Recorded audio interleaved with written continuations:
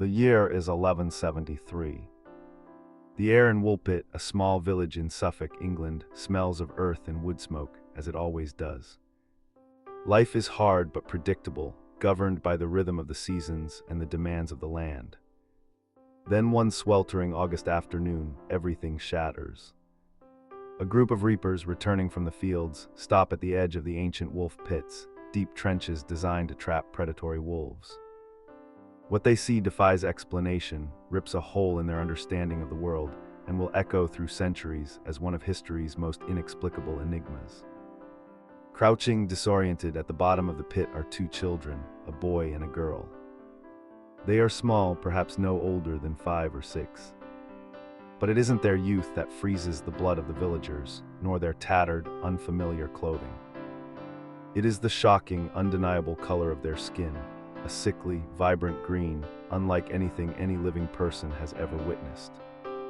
They babble in a language no one understands, weeping with an alien despair. Panic spreads.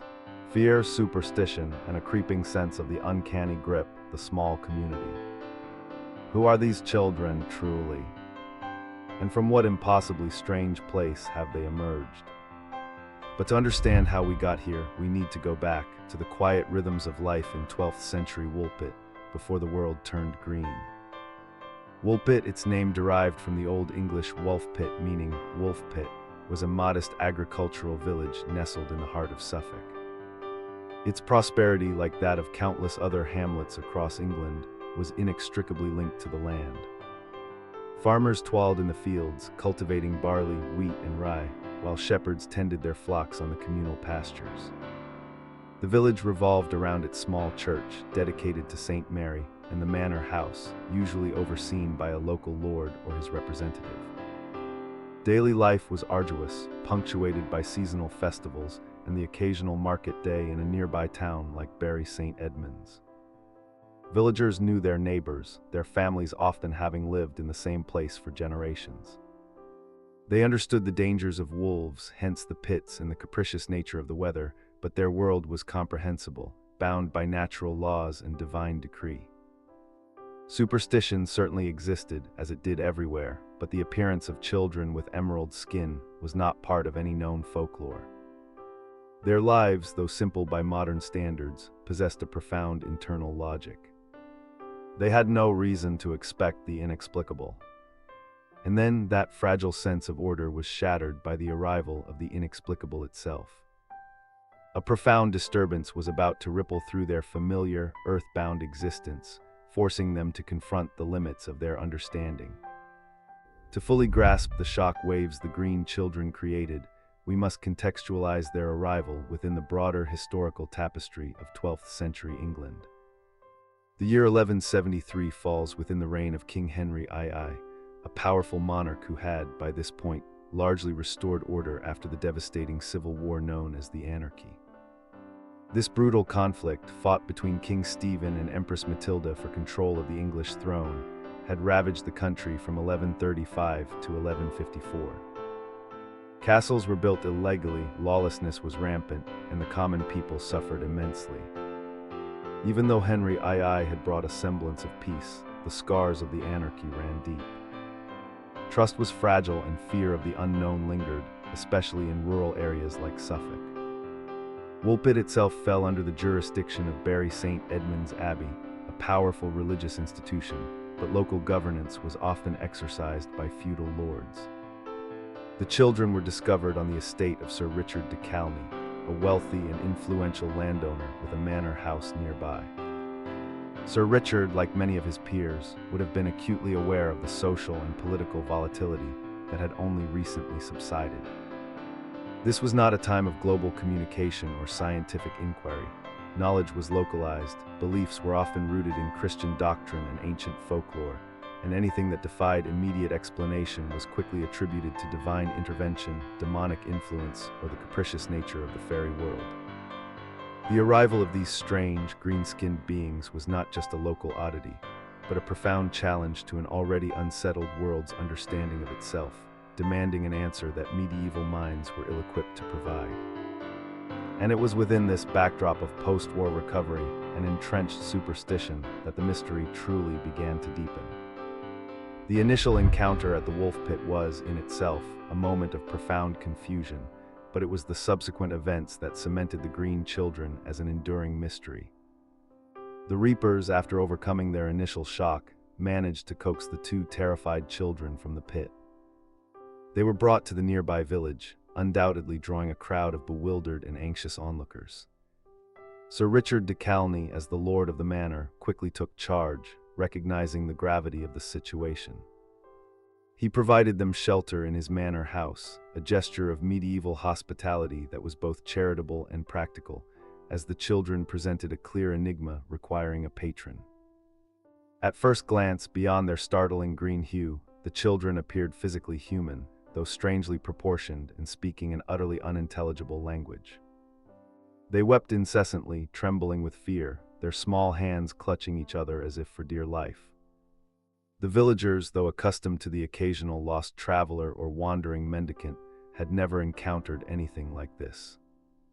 Their clothes, made of an unknown fabric and cut in an unfamiliar style, offered no clues to their origin. Efforts to communicate were futile, met only with a torrent of strange guttural sounds and more tears. Most concerningly, they refused all food offered to them, bread, meat, milk, turning away with evident disgust. It was a detail easy to dismiss as childish stubbornness or fear in the chaos of the moment, a minor inconvenience in the face of such an extraordinary spectacle.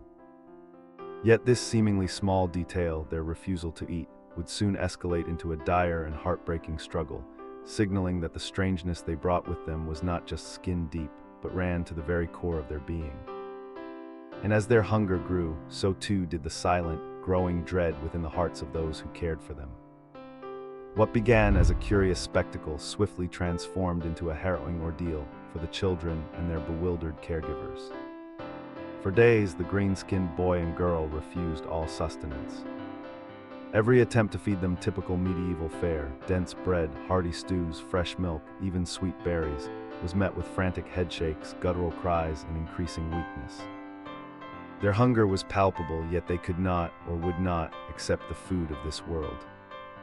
Their cries grew fainter, their movements slower, their emerald skin seeming to grow more pallid with each passing hour. The villagers, though kind in their intentions, grew increasingly desperate. They feared starvation, the most common and brutal end in an age of scarcity, and superstition began to swirl. Was this a curse? Were they changelings immune to human food? Sir Richard de Calne, though perplexed, persisted in his attempts to nourish them. One day, a servant brought in a freshly harvested bundle of broad beans, still in their pods. The children, perhaps drawn by the distinct shape or the vibrant green of the pods, suddenly showed a flicker of interest. With a desperate eagerness, they tore at the pods, discarding the outer layers, and devoured the inner beans with a voracity that shocked everyone present. It was a temporary reprieve, a narrow escape from death, but it solidified their otherness. While they ate, the relief was immense, but the deeper implication was chilling. They could not survive on human food. Their survival now depended entirely on finding this specific, limited sustenance. This narrow escape from starvation, however, was quickly followed by another, far more devastating blow. The boy, younger and seemingly frailer than his sister, never fully recovered from the initial shock and privation. Despite the newfound diet of beans, his condition steadily worsened. He grew weaker, his body shivered with fever, and his once vibrant green skin began to fade to an ashen gray. The desperate measures to save them, finding the beans, proving their initial unsuitability for common food, only highlighted their vulnerability. This small success only delayed the inevitable, confirming that these children existed precariously on the edge of life in a world that wasn't meant for them. The village could only watch as the first casualty of their inexplicable journey exacted its tragic toll. The fragile hope sparked by the discovery of their preference for broad beans was tragically short-lived. The boy, who had arrived seemingly more delicate, succumbed to his mysterious ailment. He wasted away, his green hue gradually fading to a deathly pallor before he finally breathed his last. His death cast a profound shadow over the small community, and deepened the enigma surrounding the children. The surviving girl, now utterly alone in a bewildering new world, was overwhelmed by grief. Her cries, previously a mix of fear and an unknown tongue, now carried the universal weight of loss. Sir Richard de Calne, ever the responsible patron, arranged for a Christian burial for the boy, a solemn act of charity despite the profound questions about the child's true origin and faith. His death, however, had an unexpected consequence for the surviving girl. Perhaps it was the trauma of loss or the sheer desperation of being completely isolated, but following her brother's death, the girl's health began to improve. Crucially, her green complexion, initially so striking, started to fade. Slowly, imperceptibly at first, it transitioned to a more natural, albeit still pale, human skin tone. With this physical transformation came another, even more significant development. She began to learn English. At first, it was simple words, mimicking her caregivers, but gradually, broken sentences emerged. Her language was rudimentary, hesitant, but it was enough to finally begin piecing together fragments of her story, a narrative that would defy all logic and confound understanding for centuries to come. The emergence of a shared language, however, did not clarify her origins. Instead, it opened a portal to a world more fantastic and disturbing than any villager could have imagined. And as she began to speak, it became clear that the true strangeness of their tale was not their green skin, but the place from which they claimed to have come, a place that simply did not add up.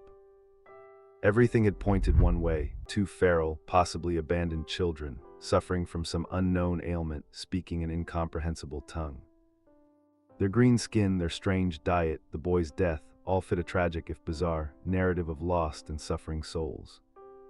But then the surviving girl, now learning English and shedding her emerald hue, began to speak of her origins, and the entire framework of understanding shattered.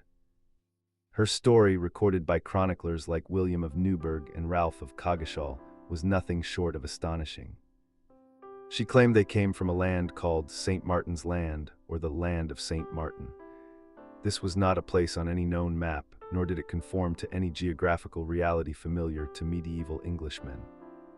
According to her, this land was perpetually shrouded in a twilight gloom, where the sun never fully rose but instead glowed with an eternal, subdued dusk.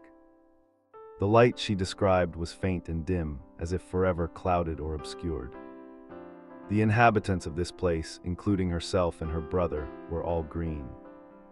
This detail, though fantastical, directly correlated with her own initial appearance, lending a strange credibility to an otherwise unbelievable account.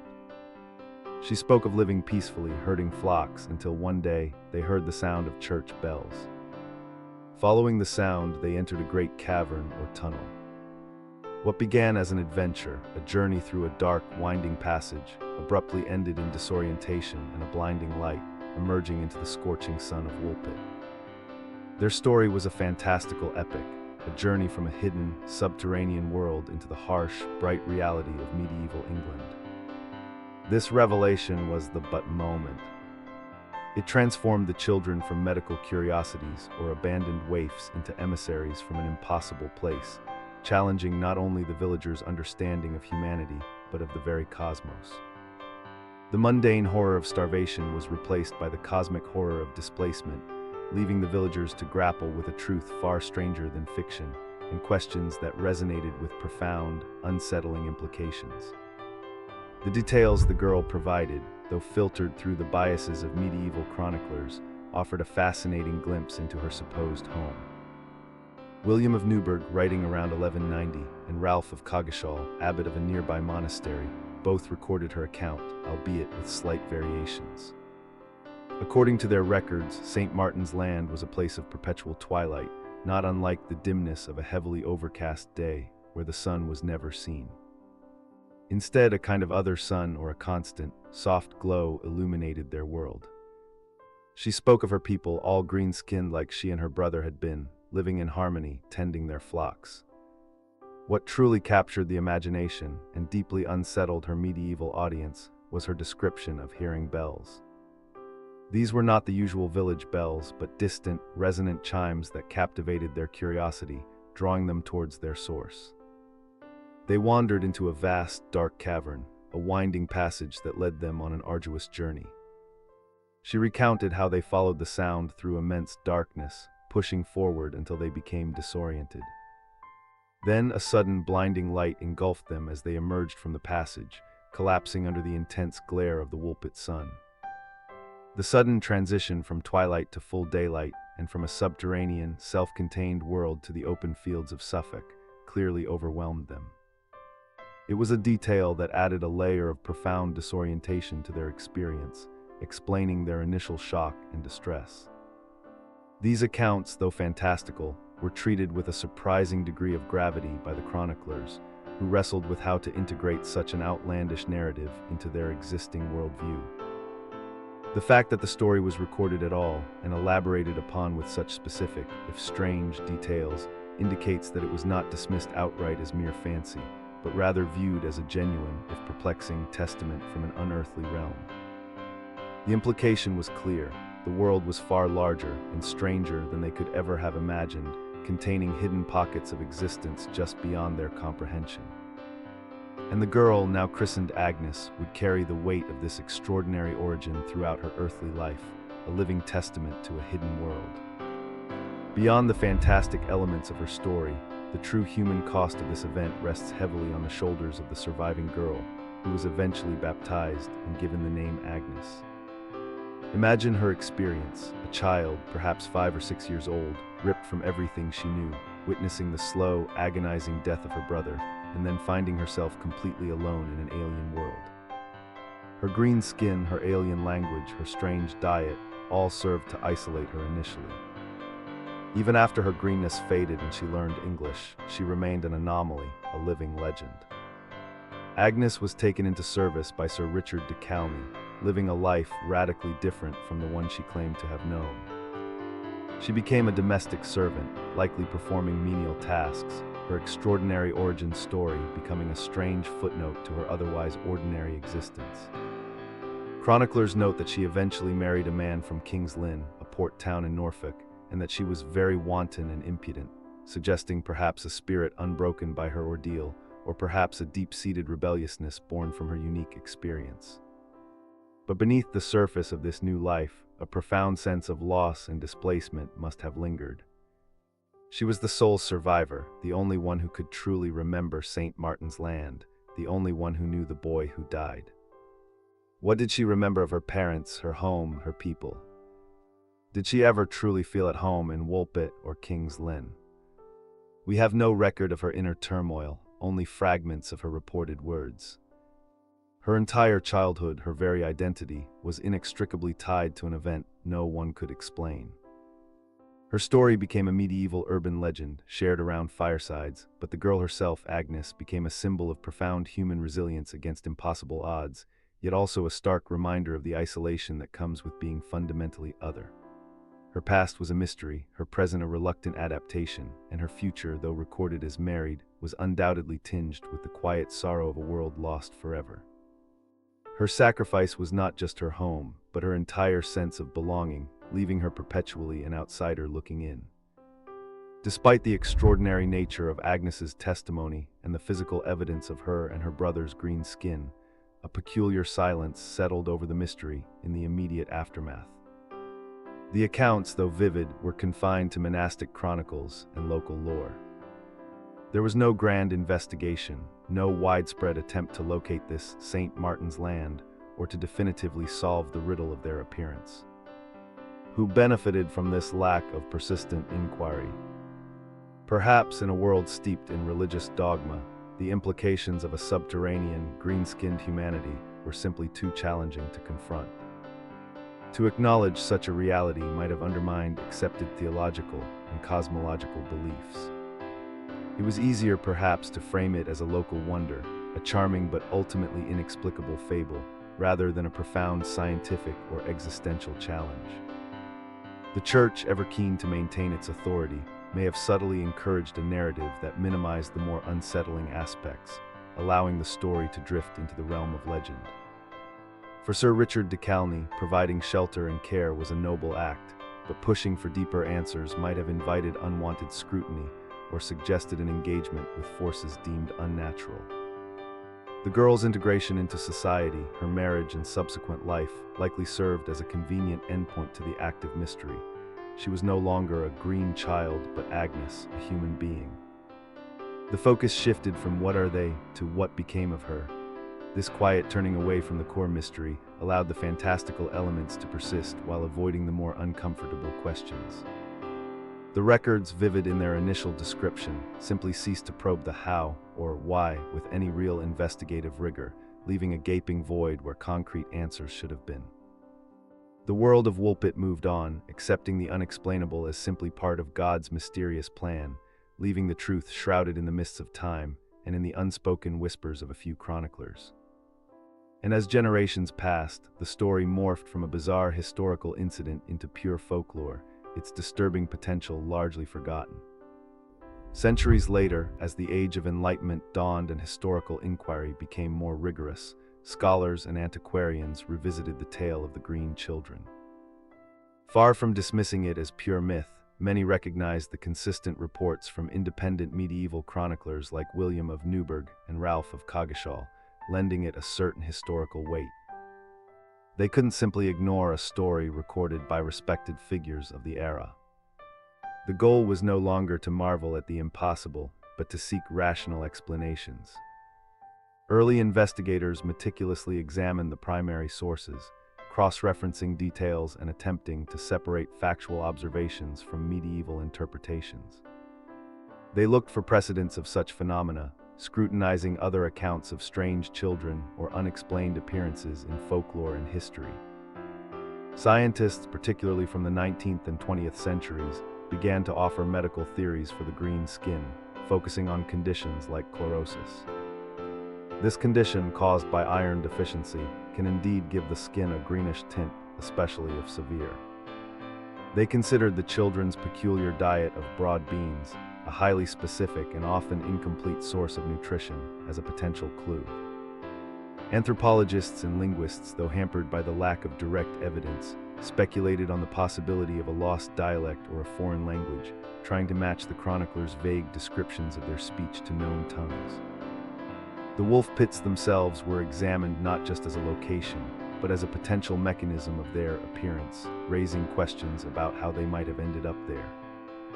This concerted effort to apply logic and scientific reasoning to a medieval mystery transformed the Green Children from a fantastical fable into a legitimate historical puzzle, inviting a myriad of theories that, for the first time, attempted to bridge the gap between myth and verifiable reality.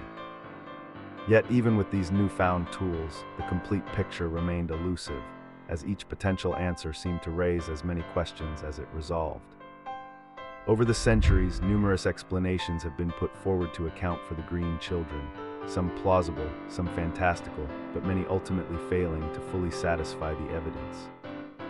The most common official or pseudoscientific explanation centers on chlorosis, a form of severe iron deficiency anemia that can indeed give the skin a pale, greenish hue. This theory is often coupled with the idea that the children were simply lost and starving. While chlorosis could explain the green skin and their initial frailty, it doesn't adequately address several key elements of the story. Firstly, their strange language and their description of a perpetually dim, underground world are not explained by a medical condition alone. Secondly, while broad beans were their initial sustenance, a diet solely of beans would not cure chlorosis. In fact, it's a relatively poor source of bioavailable iron. Their skin fading to a normal color implies a nutritional change, but the green itself remains puzzling if chlorosis was the sole cause, as chlorosis typically results in more of a yellowish green rather than the vibrant emerald implied by the chroniclers. Other theories venture into the realm of folklore, suggesting the children were fairy children or changelings, swapped by mischievous sprites. This neatly explains their alien appearance and origins, but offers no rational, historical basis. Then there are the truly speculative theories: extraterrestrial visitors, interdimensional travelers, or even children suffering from arsenic poisoning from contaminated food or water, though the fading of their color and the girl's survival make this less likely. Each of these answers, while attempting to rationalize the bizarre, tends to fixate on one element of the story while ignoring or downplaying others. The chlorosis theory, for example, is powerful for the green skin, but weak on the St. Martin's Land narrative. The fairy tale theory explains the otherworld, but dismisses any attempt at medical or historical truth. The persistent problem is that no single explanation perfectly aligns with all the reported details, leaving a tantalizing gap where fact and fantasy inextricably intertwine. The true solution, it seemed, required a more holistic and perhaps less sensational approach, one that could weave together both medical conditions and the social realities of medieval life into a single, cohesive narrative that explained the improbable, yet documented, events of Woolpit. Among the myriad theories, one explanation consistently emerges as the most credible, weaving together the fantastical elements with the harsh realities of medieval history. This theory posits that the Green Children were not from an otherworld, but were Flemish immigrants. During the mid-12th century, a significant number of Flemish settlers had arrived in England, invited by King Henry II's grandfather. Many settled in Norfolk and Suffolk, bringing advanced weaving techniques. However, during the chaotic years of the Anarchy and King Henry II's subsequent efforts to consolidate power, many Flemings became targets of persecution and violence, particularly in 1173, the very year the Children appeared.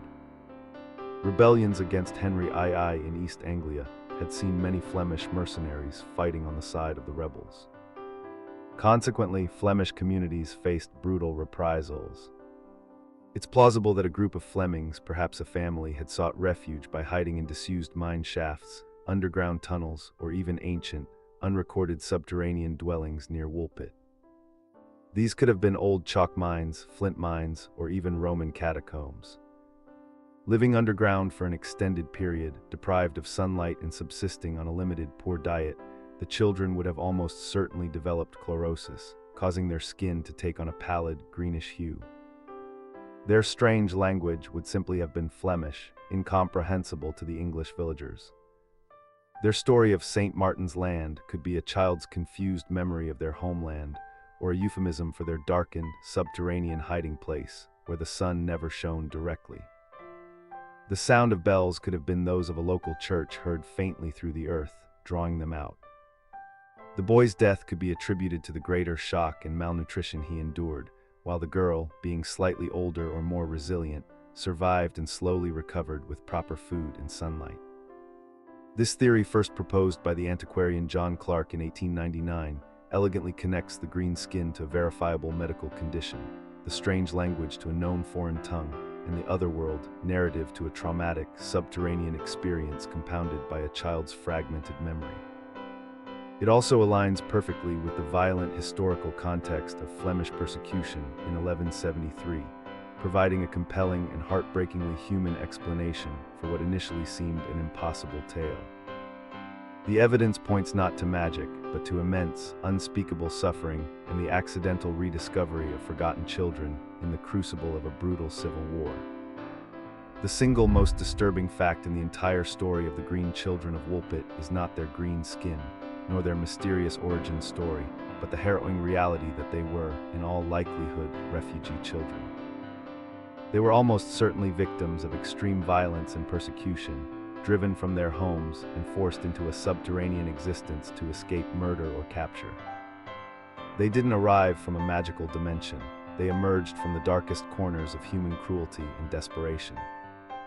The wolf pits where they were found were literally traps for predators. For these children to stumble out of such a place, or even be driven into it, speaks volumes about the utter terror they must have experienced.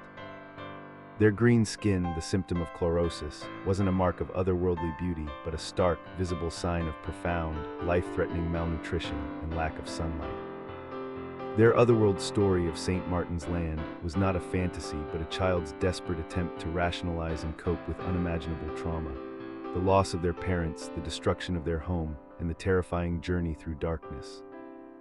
Imagine the psychological toll, to have your entire world uprooted, your family shattered, and then to be so starved and disoriented that your body literally changes color. The magic of their appearance dissolves under the weight of this brutal historical lens, replaced by a tragedy far more poignant and relatable than any fairy tale. Their story is not one of fantasy, but a stark, unsettling mirror reflecting the forgotten human cost of medieval conflict and the silent suffering of the most vulnerable.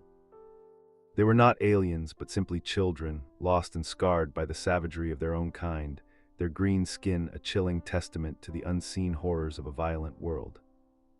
This realization transforms a curious legend into a haunting echo of forgotten atrocities, forcing us to confront the true darkness that lurks not in other dimensions, but in the heart of humanity itself. The story of the Green Children of Woolpit is more than just a peculiar historical anomaly or a charming piece of medieval folklore. It is a profound meditation on how history interprets the unexplained, how human suffering can manifest in bizarre and unforgettable ways, and how, sometimes, the truth is far more tragic than any myth. It speaks to our enduring fascination with the other, and our often desperate attempts to categorize and comprehend what lies beyond our immediate understanding. These children, appearing from seemingly nowhere with their emerald skin and alien tongue, forced their medieval contemporaries, and us today, to confront the boundaries of the known world. Their tale reminds us that history is not always neat and tidy. It's a complex tapestry woven with threads of fact, interpretation, and the terrifying realities of human experience. What began as a fantastic mystery slowly unravels into a heartbreaking narrative of displacement, persecution, and resilience. The Green Children serve as a stark reminder of the hidden tragedies that often underpin our most enduring legends. They represent not just an unsolved mystery, but a silent testament to the countless unrecorded victims of war, famine, and prejudice throughout history. Their story, whether viewed as magical or tragic, compels us to look closer, to question assumptions, and to remember that sometimes the greatest darkness lies not in the unknown, but in the all-too-human capacity for cruelty and indifference. The truth, when finally glimpsed, is rarely comfortable, but always essential. It forces us to empathize, to understand, and to carry forward the echoes of their silent suffering, lest we forget the lessons they inadvertently taught us about the cost of living on the fringes. If this kept you up at night, subscribe. We post dark history every week.